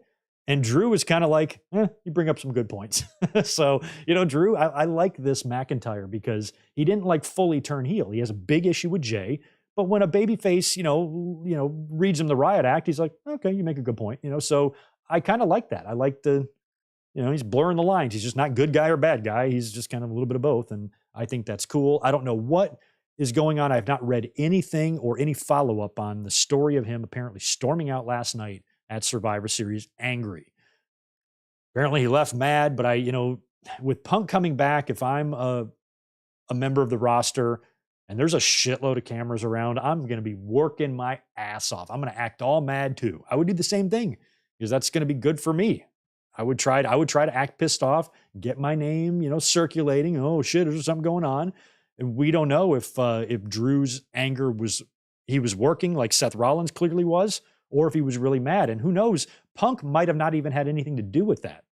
It might have just been something that happened in the match. Maybe he was just upset about that. He did lose after all. So, but if he was mad legitimately about something that transpired, who knows? I feel like either way, it's a win-win. I mean, if Drew's mad, he can go to AEW, and Tony Khan would probably be happy to throw a bunch of money at him. But I think WWE should do what they can to lock Drew up, because I think he's valuable to them. And I kind of like this current version of Drew. So we'll see where that leads. Piper Niven and Chelsea Green put their tag team titles on the line, I should say, against Natalya and Tegan. Now, I was feeling like a Natalya and Tegan alliance and possibly even tag team championship run. Felt like it was in the works, but this match came about pretty quick, and I didn't feel like this would be where we would see it. And we didn't. Piper and Chelsea retained. Piper pins Tegan, and the champs are still the champs. So we're going to have to wait on Natalya and Tegan a little bit. Then we cut backstage. This was interesting to Randy Orton in the backstage area. Jey Uso approaches him. Now, we all saw last week when Cody revealed Randy Orton as the fifth member, the look on Jay's face, oh shit, I kind of remember what the Bloodline was doing to Randy. I might have some receipts coming. And Randy Orton said receipts were coming in his opening promo. So Jay, I liked this. It's so funny what a sap I can be sometimes, because 2001 Greg would laugh his ass off at this, Greg. But, when Jay was apologizing to Randy Orton, I was like, oh, that's really nice of him. And Jay was like, I'm sorry about all that. I apologize. And he was just very upfront about it. And Orton was very cool with it. He's like, hey, it's like, I've got receipts coming for everybody, but as long as you're not in the Bloodline anymore, Jay's like, I'm out. I am out. He goes, we're all good, man. Don't worry about it. They shared a little hug. That was great. I don't know if that means Orton's full of shit and he's still going to owe Jay that one receipt or not, but at least there to Jay's face, they've squashed any potential issues that could exist between the two of them based on what Jay did when he was in the Bloodline. And he said, I'm sorry for everything I did back in the day. I'm just sorry. And he felt really genuine about it. So I kind of liked the little moment there between the two. And then we get our main event, Randy Orton taking on the vicious Dominic Mysterio. I don't know how Randy Orton survived this match in getting the very huge upset win over Dominic, but he did. Jelly Roll got involved here. He was on the outside of the ring. He shoved JD McDonough and Dominic. He shoved Dominic so hard, Randy just kind of gets out of the way and lets him fly back into the ring apron. And then Randy picks up Dominic and gives him one of those Bollywood drops. That's what he should call it. That Bollywood drop on the table, lifts Dominic up, slams him on the table, and then picks him up and does it again. Gets him back in the ring. Boom. RKO for the win. Randy Orton defeats Dominic. We had about 8 minutes left after that. We went to commercial. We came back, and it's time for the returning CM Punk. And like I said in the beginning, I spent the first 45 minutes just blabbering about how fucking surreal it is to see him back in WWE. And hey, that's a good one. LA Knight and CM Punk. Nice, good call, Zane. That would be fun too. But seeing him come out, and he's kind of, they've got a new version of Cult of Personality that was just re-recorded and remastered this year, apparently, by Living Color. Still sounds largely the same, but is different. It's just kind of polishing up an extra coat of gloss on CM Punk. Comes out in the new merch that they already had made. And I remember on Saturday at Survivor Series during the watch along, seeing the camera catch a few CM Punk signs and a big banner that was on the balcony. I never even thought to bring it up. Like, oh, is security going to take that away or no? I mean, he was going to be there, but has brand new merch already. Nice black shirt. Kind of looks like his old white one from 2011, only black. He looked great. Kind of a little bit new hairstyle. He's kind of grown a little bit on top. He's got a little first grade haircut. Fucking adorbs. And it was just crazy to see him come out there and just get up there and salute the crowd and it's just the HD bright WWE glossed up look, that doesn't look dark, and like I said, when Punk made his Collision return and debut and cut the counterfeit Bucks promo, he looked like he had COVID. He looked sick. Here he looks like $1 trillion. He looks like somebody that could beat up Brock Lesnar. He just looked good, and that's just nice to see that. And I tweeted right before he came out that I believe that we're not going to get any more than a I'm back promo. I don't think he's going to have any pipe bombs. I don't think he's going to have anything crazy to say. I don't think he's going to kick off a feud with anybody because I think his next pay-per-view match is going to be against Seth Rollins. I think he's probably just going to say I'm back, and that's it. And that's pretty much all he said. He said it's cliched. I know some of you might laugh at me for saying this, but I've changed. I'm a changed man, he says, and he also says he's home. I've come home. And that's crazy that he considers WWE home after, really disliking his time there and everything horrible he said about it all the way up until 3 months ago. It's crazy for him to say that he's home. I mean, the only reason he's saying he's home is because AEW turned out to be so much worse. I mean, he came to AEW thinking that all of the problems that he had in WWE just wouldn't be there. And here we are 2 years later. Now he's coming back to WWE for the same reasons, thinking that it can't be as bad as that. It's crazy how everything works with CM Punk. And he said that he's been gone for 10 years and they never forgot him. And I'm glad that CM Punk at least appreciates that, because there's been times when he's been pretty shitty to the fans. He's even slapped a few of them. Remember 10 years ago when he was retreating through the crowd with his title on Raw, that ugly spinner belt, and he slapped that fan who didn't even touch his head. He slapped the wrong fan, just completely slapped the shit out of him. Like he's been pretty shitty to fans, and so at least he understands that the fans are the very reason why he even has a chance in the business at this stage of his life at all, because of how much his name still means, how fans still chant his name. No matter how long he's been gone, just deafening CM Punk chants scattered throughout wrestling shows for the past 8 years before he came back in 2021. It's nuts. And so he appreciated that. He also said that AJ is doing great and sends her regards. So we might actually see, if things go really well for CM Punk in WWE, I would not be surprised at all to see AJ Lee come back into the WWE and do something. I feel like it's a real possibility. So he dropped the hint right there. And he said that everybody has welcomed him back. When I got back, I was welcomed with open arms by everyone. Even some people even kissed me on the mouth. But he did say there was a few who haven't welcomed him back. So he said he was welcomed back by pretty much everyone, but not everyone. So one of those people is going to wind up being Seth Rollins. And he said, goes on to talk about how he's the best in the world, and the best of the world is back, whether it's in the ring, on the microphone, or even on commentary, which was a direct reference to his pipe bomb back in 2011, which was awesome. He said that he's back, and that was pretty much it. But like I said earlier, just the visual, that's on our thumbnail here, just the visual of him standing there is nuts. Let me see if I can just put, this is what I've always loved about wrestling. It goes all the way back to the Monday Night Wars. Back in the day, whenever someone would jump from Raw to Nitro, it would just be crazy to actually just see them in that environment. You know what I mean? There he is in all his glory right there with a WWE microphone in his hand, the USA Network logo, hashtag WWE Raw. It's crazy. And like I said earlier, had Jungle Boy not smacked the glass and looked into the camera and said what he said, last Saturday night, CM Punk would not have been coming out at Survivor Series. Last Saturday night, he would have been working a match on fucking Collision. So that is just, to me, beyond surreal and really, really cool that we are living in a wrestling environment where crazy things are happening because we just haven't had it in a while. I've been on YouTube for years now, and there's been so many years of just kind of going through the motions because the show sucked, where our audience, numbers dwindled and things like that, because these Raws are terrible. Nothing exciting is going on. Even WrestleManias. How many times would we come up here during WrestleMania season and say, man, it sure doesn't feel like WrestleMania season. They're not doing a very good job with this build. We said that every fucking year. Most years WrestleMania would turn out to be a great show, but the build leading up to it and the Raw after was just a big pile of steaming diarrhea, man. Total ass.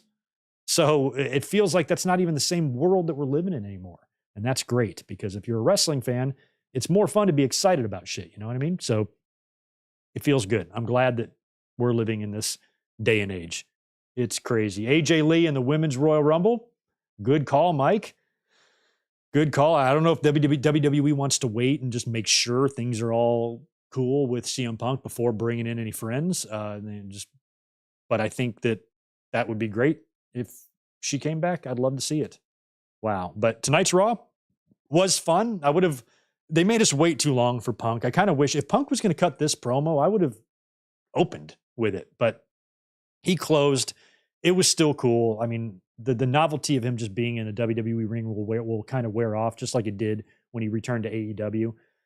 Eventually, you got used to seeing him in the ring, but right now it's crazy. It was crazy to see him back in 2021, just back in a wrestling ring and then having wrestling matches, good ones with Kingston and MJF and Darby. Man, oh man, Punk did some great things there in his first year in AEW. And now seeing him in a WWE environment, especially when he really shouldn't be here. This was a freak act of the universe. This was just a freak thing that happened, that one little thing sparked, this chain of events set forth in motion that put CM Punk back in a WWE ring here tonight. And that's what's crazy about the world, man. You just never know what little thing is going to completely change the course of wrestling history. And I think anybody who blames Jungle Boy for anything is wrong. But at the same time, if I'm Jack Perry, I have to live with that. I have to live with what I did, because it was that comment that sparked it all. CM Punk's not innocent. And I think he's a shithead for trying to attack somebody and, in an environment like that right before you're about to go live on pay-per-view and to act that unprofessionally. Punk's no angel. Punk's not innocent. But just think about where we would be right now if Jack Perry didn't say what he said. And so he's got to be thinking about that. He might always be known, I do not believe AEW is going to die or anything like that because of this. Punk wasn't going to be around for much longer anyway. He's already old. He wasn't going to make or break AEW. But if AEW, for some crazy reason, went out of business, like all the little shitheads with hate boners want them to, it would be Jack Perry's fault, would it not? I think it would. Way to go, JB. Oh my God. That's crazy stuff, man. But yeah, Punk's back in WWE. It was cool to see him back. He's cool to see him there. Like I said on Sunday night or Saturday night on the review, I'm a sucker for a good redemption story.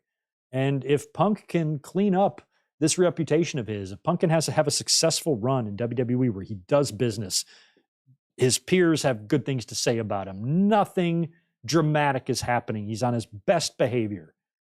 No ruffling any feathers, no arguments, no weirdness, no tension, no issues with management, no cryptic tweets, no backstage infighting, no biting each other, no bitching about real glass, no river crying, none of that. And he's able to end his career in a way that is satisfying to him and is satisfying to the fans.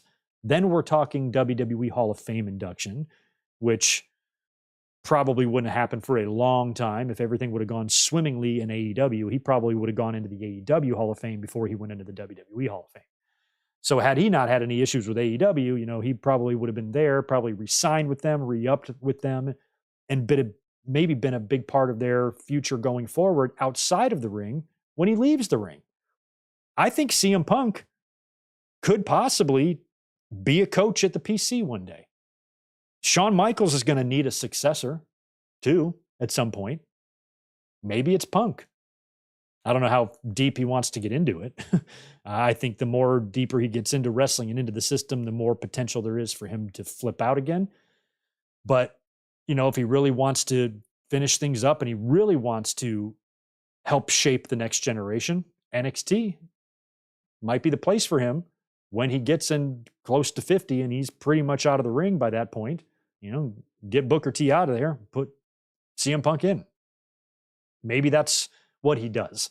Where in AEW, if everything would have gone great, he could have retired, gone into their Hall of Fame. By then, AEW's opened up their own power plant or performance center, and CM Punk heads that up, or takes a creative job or something like that. I feel like if everything goes as well as everyone hopes here for him in WWE, maybe all of that is in the future for CM Punk. Maybe CM Punk can be around now even after he's in the ring because he has value on the mic. He's done comedy. He does commentary for MMA.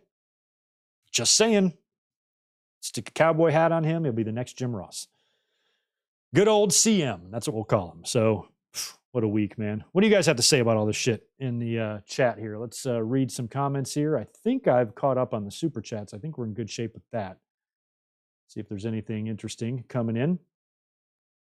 Have Cody and Punk ever wrestled? I don't think so, Mike. I don't think they well, yeah, they had to have. Probably, because they were in the company in 2013. Yeah, because Cody was wrestling in like 2008 on the roster and stuff. So Punk and Cody, I'm sure, have had matches. Yeah. Oh, yeah, Juliet, good point. I saw, I don't know if I don't know if the news broke during Raw, because I saw QT Marshall's tweet earlier on in the day where he announced in a tweet that he is leaving AEW at the end of the year, fulfilled his obligations, and he was a big part of their talent relations, and he had some behind the scenes jobs back there, and he's leaving at the end of the year. So he's somebody that might be taking a behind the scenes job in WWE in the future. Would not be surprised if he winds up in the Fed. Joseph, no. I think everything was timed exactly as planned. I don't think he's asking if Punk wasn't rushed. He got done right at 11 p.m. If he would have said more, would have announced his first program. No, if they had plans for him to kick off his program, they would have gotten that done tonight. There would not have been a timing issue. No, that was absolutely the way it was supposed to go. That's all he was going to say. Small doses. You don't need to bum rush us, especially with the Royal Rumble being 2 months away. You got time. You can space this out a little bit of Punk at a time. We got him here. Hi, guys, I'm back. Maybe it's SmackDown. We'll get a little bit more out of him. We still have to determine and decide what brand he's going to be on. I'm hoping he lands on Raw, but I feel like WWE is going to want to get him on Friday just to get him out there. So he might come out and say something a little bit similar. Who knows? And then maybe on Raw on Monday, we start getting some storyline directional stuff with him. But I don't think we really necessarily need that this week, you know? Deshaun, appreciate the $2. Imagine telling Greg all this in 2020. Hell of a 3 years. Yeah, 2020 was looking pretty bleak. I mean, man, we had the pandemic. There's no goddamn fans in the arena. The shows were already sucking, even before the fans left. And now there's no fans. So now it sucks and sucks more. We had 28 people in our, not that low, but we didn't have, very good numbers on our live streams because who wants to watch Raw? I never want to even think about 2020 again. We did have Edge. That was awesome. The Edge return. By the way, hell of a promo on Collision. Don't sleep on AEW. They got a hell of a pay-per-view at Full Gear. I think World's End is looking really good. And I think Adam Copeland is kind of finding his stride. And I think him and Christian are going to do great shit. That promo on Collision backstage was great. I think he challenged Christian for the TNT title this week. I thought that would be a World's End thing, but they might be trying to do something on Dynamite. TK might have a little desperation, going on with right now. So maybe he wants to put a big match on Dynamite to really spark a rating. They were normal numbers this week for Dynamite, a little bit under 900,000, I guess, in the rating. So maybe they want to start putting some big matches, on Dynamites here to get fans kind of talking about them again. Copeland and Christian are going to do a great job, and I loved Adam's promo on Collision. So they ain't dead yet. CM Punk versus LA Knight would be great. I think CM Punk on SmackDown this week, LA Knight would be a perfect person for him to be in the ring with. Because I think if Punk is going to show up on SmackDown, I personally am hoping that he's going to be on Raw because I feel like he's going to be feuding with Seth Rollins, which means he can't be on SmackDown. He can't get drafted to SmackDown. But since he's technically a free agent right now, WWE, I would assume, we could be wrong, he might not be on SmackDown, but we could assume that they would probably want to just have him appear there.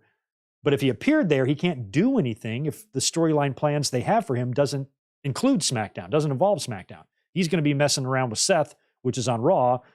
So if he comes out on SmackDown, what is he going to say other than maybe a repeat of what he said on Monday? This could be a good spot for the first person to come out and interrupt him or confront him, and that person being another pretty huge over babyface, to where the two of them can maybe have a little bit of, they wouldn't be at odds in their promo. They might be a little stern, I'm better than you, you're better than me type of thing, but I think for the most part, it might be a way to get both guys some rub from the other. They're both hugely popular, and if Punk is going to be hitting other cities, Nashville's pretty close to Chicago. He's just returned, so this is all new. Crowds generally going to be pretty loud for that. But I think Punk could still experience some boos other parts of the country. So maybe on Friday, if they bring him out on SmackDown, having an interaction with LA Knight, one that's positive between the two of them, might be nice. And what would be even kind of cooler is maybe if he's out there with LA Knight and Pretty Deadly. We're Pretty Deadly come out to the ring in the middle and interrupt a LA Knight and CM Punk promo on SmackDown, and it leads to a tag team match. And Punk just has a fucking match right here on Friday night against three guys he's never been in the ring with before on Fox. CM Punk returns to the ring in our main event tonight, Punk and LA Knight versus Pretty Deadly. And Punk and LA Knight fucking destroy him. Little salute with the crowd, and Boom, that's it. And then Punk's back on Raw on Monday to do whatever he's doing. Maybe you do that. Maybe you do that.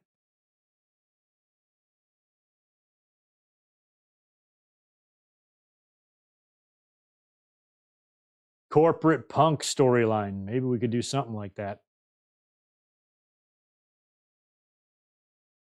Oh yeah, Zelina Vega actually played AJ in Fighting for My Family. That's right. That would be a cool match to have, AJ Lee versus Zelina Vega, who I think has been doing great work selling her sadness in the issues in the LWO. She's been a great dramatic addition to that group.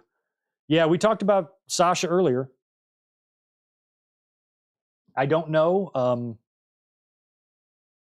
if anybody has any concrete evidence of this other than CM Punk's return. I think a lot of people are using the Punk return and just letting their brains do the rest. Oh shit, she should come back. But we got to admit, on this channel, we've been talking about this a lot longer than 2 days. We've been talking about it for about 3 weeks. I think the first time 3 or 4 weeks ago when I mentioned the possibility of Sasha Banks coming back to WWE, and if I was in Sasha's shoes, I'm going back. I think that's just the best option right now. You know, wrestling's got its ebbs and flows, but man, WWE is the place to be right now. There's no denying that.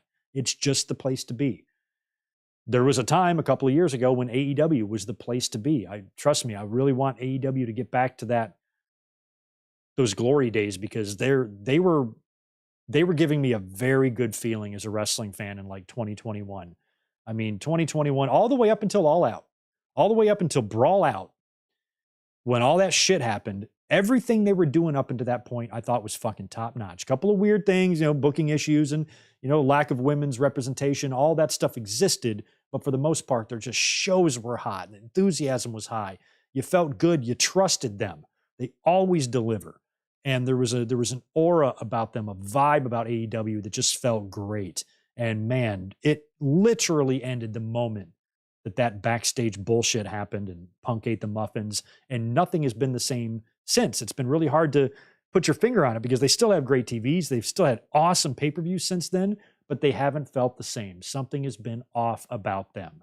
And it's a far cry from that feeling they were giving you as a fan just a couple of years ago. And when you think about WWE, Vince McMahon being a fucking maniac, pain in the ass, completely fucking sabotaging that Raw after Mania this year, and just being so damaging, to the creative side of WWE, and to see now where they are, and now they're giving you all these feelings where I'm feeling about WWE in a way that I just didn't think possible. You would have told me this shit 3 years ago. I said, what, are you kidding me? WWE is actually producing good TV. Are you high? No, they're not high. WWE is actually just doing it. And that's amazing. And like I said earlier, one thing that I'm so impressed with WWE is the amount of really good and over baby faces they have. Think of a couple years ago, all their top baby faces. John Cena, you guys know this channel is, made a living on having John Cena's back, but he was never my favorite, ever my favorite baby face, and now there are so many in WWE that are actually really good baby faces. They're not cringy, they're not, too childish, or they're not too stupid, or whatever the issues and complaints fans will generally have about overly white, meaty baby faces.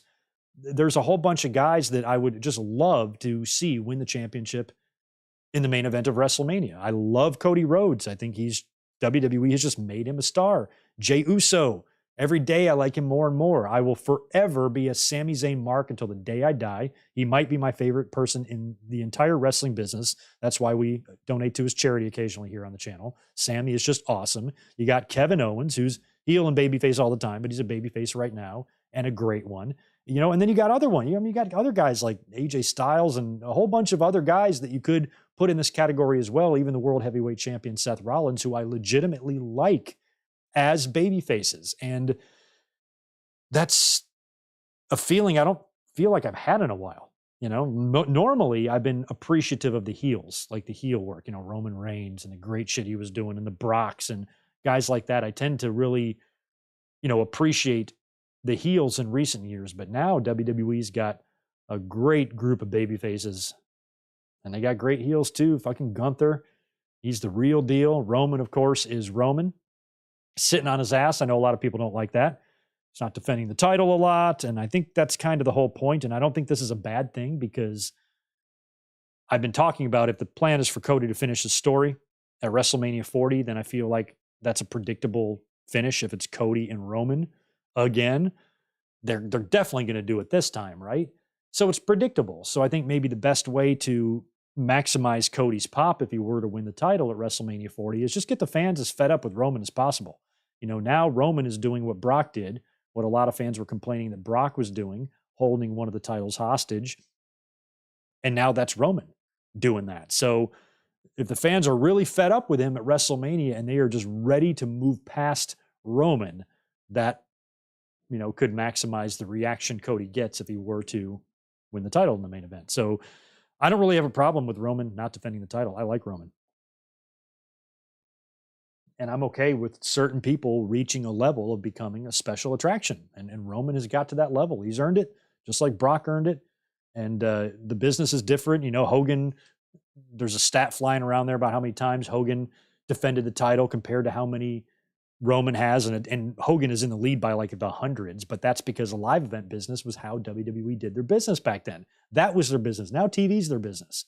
And their revenue all comes from the TV deals and the rights fees and all of that, where back in the day it was live event sales, and Hogan, your champion, had to go on the road and hit every fucking town, sell out those arenas. You just had to go about it a different way. Nowadays, you don't have to do it that way.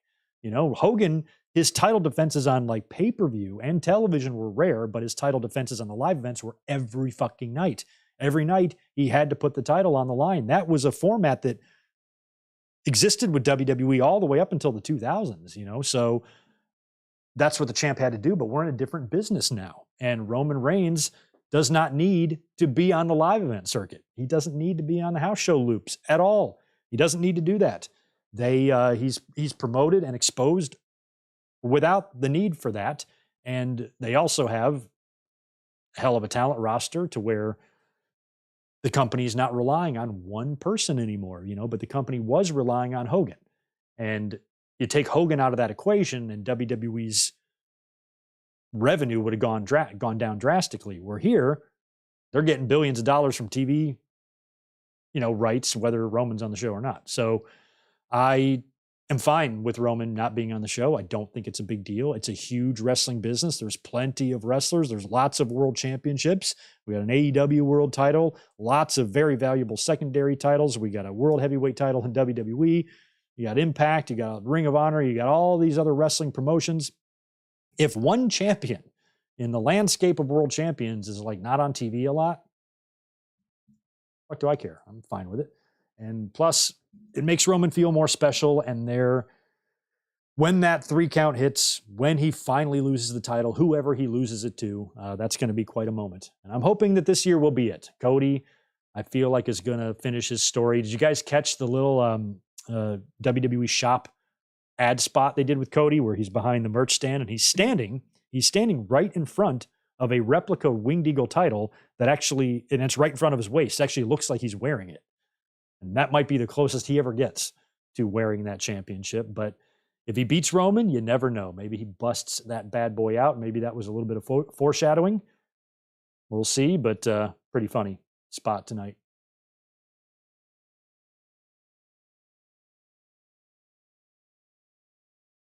In today's environment, 1 year is long enough. 3 years is a little too much. Maybe if there was only one title, but there's 15,000 titles. Just get over this one. It's not hard. So I think having a 3-year title run is so incredibly rare that you should appreciate it when it's here, because it's probably not going to happen again. I cannot envision a scenario where a champion is going to be champion for this long, or a guy is going to be champion for this long. Like, that's a lot of time. And I think WWE is intentionally trying to set some records with Roman here that will stand for years to come. And I don't think this is going to be a regular thing. I don't think Roman is going to drop the title to Cody and then Cody holds it for 3.5 years. That's not going to happen. So this is a temporary thing that's happening. Roman has a very long run. He's going to set some records, cement himself into WWE's history. Meanwhile, Seth Rollins is doing a hell of a job making the one present world title on TV now mean something. AEW, whether you're an asshole hater or you're a fan of pro wrestling, their world title is a world title. It's also valuable. There's champions and championships around. I don't think it's a big deal at all. I think it's kind of cool that sometimes we see shit that we don't, or we haven't seen in 3 decades, 2 decades, whatever it's been. But if he starts approaching Hogan's record of 4 years, man, that means he's going to have to retain against Cody and then hold the title until like September. And I just kind of hope that does not happen. Mike, I want to see a backstage segment between Heyman and Punk for old time's sake. Punk did mention a wise man. He mentioned an American Dream, and he mentioned the wise man. So I think Punk and Heyman will come face to face. Absolutely. It might happen as early as Friday. I wouldn't be surprised at all if it's a backstage thing. You know, Punk's going to come out to the ring and maybe do something with LA Knight, like I said, just a little crowd pleaser, but ultimately not do anything on SmackDown. I think his business and his story is going to be on Raw, but I still think they want him to appear there.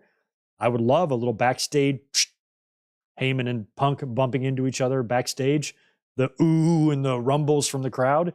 I think that would be cool. I'd be fine with that. I wouldn't be surprised if it happened as soon as Friday, because otherwise I don't know if Punk is going to be on SmackDown a whole lot.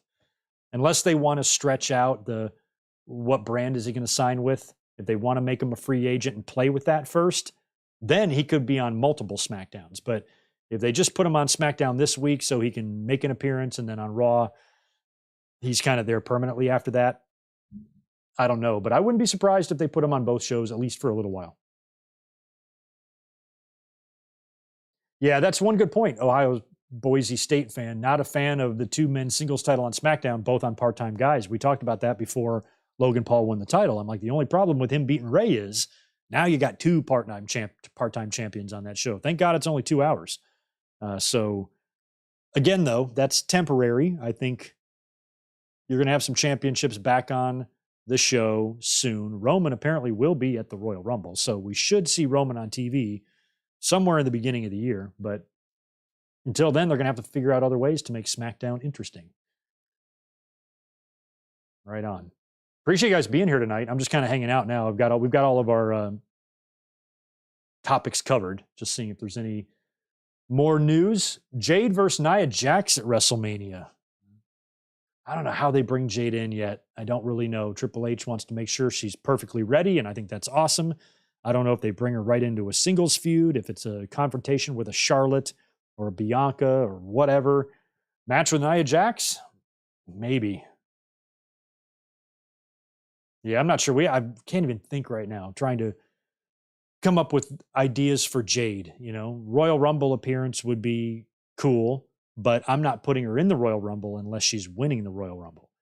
And I don't know if Triple H is going to want to give her a women's championship match right out of the gate like that, you know, before she's even had any televised matches. She can be analyzed in the ring in the PC all day long, but being on TV and actually having these matches, I'd kind of start her slow. So we'll see. We'll see how they bring her in.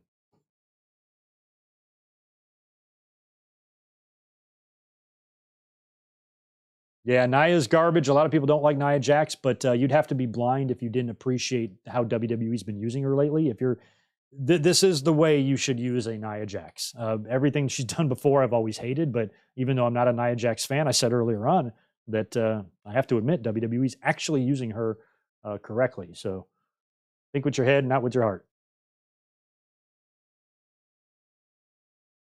Yeah, I know a lot. I know, Max. A lot of people are just butthurt as hell over the Roman Reigns. Here's my thoughts on it. I know a lot of people don't like that Roman Reigns has held the title for 3 years. It's too hard for them.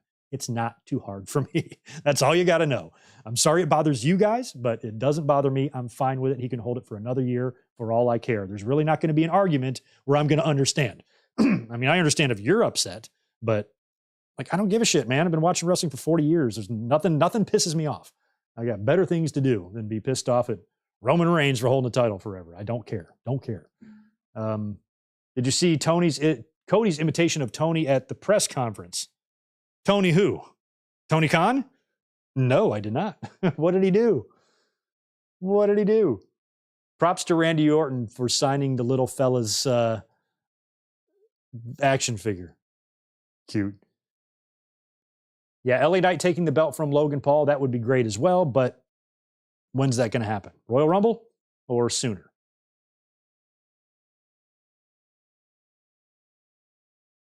Yeah, population says, I think Punk return overshadowed Orton's return. Still can't believe they both returned at the same night. Yeah, I mean, did he overshadow it though? I mean, he did. Obviously, well, I can't say he didn't because I think the Punk return did overshadow it. But I think that's part of what made the surprise so good is because he kind of didn't think he would be overshadowed. One of the scenarios I kept seeing online is people were saying, "Oh, Randy Orton's going to get attacked backstage, and then Punk's going to replace him." I'm like, why would they do that? Randy Orton hasn't been on TV in 18 months. It'd be one thing if he's been on TV and he hasn't been out and he's just on the team, and then you attack him, sure, or you attack another member. But you wouldn't bring him all the way back after 18 months off and then get taken out backstage and replaced by Punk. They wouldn't do Randy Orton like that. I didn't think they would overshadow him in that way, but they kind of did the next best thing by just having Punk come out at the end and kind of made you forget that the Viper is back. But Randy Orton was probably fine with it. Plus, it really did help add to the surprise because a lot of people, when they were talking about CM Punk being at Survivor Series, I don't think anybody was predicting him just coming out and waving. Everybody assumed he would have to be in a match or something. And so when thinking about Punk coming in, a lot of people were thinking War Games. And I don't think too many people were thinking about the fact that he could just come out at the end because we don't really see that from WWE. It's not really what they do. Even when Brock came back in 2012, he attacked John Cena. He didn't come out and wave. He attacked John Cena. So it's usually done differently, and that's what made the surprise so good. And props to WWE for keeping that under wraps. We were not paying attention to Twitter during the watch along on Saturday, so I was able to react to it naturally. After the fact, later on in the night, I saw Sean Ross Sapp, who about 5 minutes before he came out was like, "Holy shit, my stance has changed. He's backstage apparently. He's coming out." I'm so glad we didn't read that. Because I would have been like, shit, like I wanted to, or I would have thought that was cool, but now you're going to be expecting him. When the copyright logo hit, I wasn't thinking, oh, I'm wrong about Punk. I was thinking I'm wrong about the cash in. I'm like, well, I guess we're not going to get a cash in. And then Punk's music hit. And I'm like, oh my God. I just kind of thought that we were past that. And I'm just really glad because I guess probably 2 to 5 minutes before Punk came out, it started getting spoiled on Twitter. So I'm glad that I was just here hanging out with you guys. I want to watch all the big 4 pay-per-views live. Maybe not every pay-per-view, but the big ones. We're going to do the Rumble too. We're going to watch the whole damn thing live. It's going to be fabulous. So that just makes for the most fun because I took the chat off. Nobody spoiled it in the chat either. I didn't see anybody in the chat say anything about Punk until it happened. So I was lucky just to really be able to watch that organically. But man, what a time, what a night. Love that stuff. I think I got to get out of here. I've just been babbling for 2 hours. This podcast literally had no format. I mean, it was a raw review. We talked about a little bit of wrestling news, but like we talked about Punk showing up for the first 45 minutes, and then we talked about news, and then we talked about more Punk, then we had super chats, then we ran through Monday Night Raw, then we talked about Punk again, and then we backtracked and talked about some stuff we already talked about. This podcast was all over the place. That's why I didn't make it a winged eagle. It's just a raw review tonight. But if you guys want, I'll chuck the audio up on the podcast sites and on the website. So if you want to listen to it, you can. And I think that's going to do it for me tonight. Thank you so much for being here, guys. I appreciate it. It's been a wild weekend. The next video that we have planned, well, let's see. You know what? Members, channel members, we have a date on Wednesday before Dynamite, 6 Eastern, 3 Pacific, Wednesday afternoon. We're going to be watching Saturday night's main event, episode 7. It's up on the members only playlist right now on the channel. We're going to be watching that Wednesday afternoon and try to bust some more of these Saturday night's main events out. We have 30 episodes to do, and we're only on number 7. So we got to get moving here. We'll pick that back up this coming Wednesday. We might have some more CM Punk news or more backstage news. If we do, I'll come up here with maybe a Greg Balls of Fire on Thursday after Dynamite to talk about that. We'll have a Winged Eagle podcast this Saturday for sure. Probably have some mic drops. The second channel is back up and resurrected, by the way. Content and reactions hitting that channel now. It's you guys know where to find it. So make sure you subscribe to that and keep an eye on that. Shoot me a follow over on the Twitter. We've had an uptick in Twitter followers in the past couple of days, so that's been nice. Maybe we can get up to 6,000 followers here soon. So go shoot me a follow at Good Mic Work on the Twitter X thing, and that would also be cool. And I wish you guys an excellent night. Thank you for being here. Enjoy your Monday, and I will be talking to y'all real soon.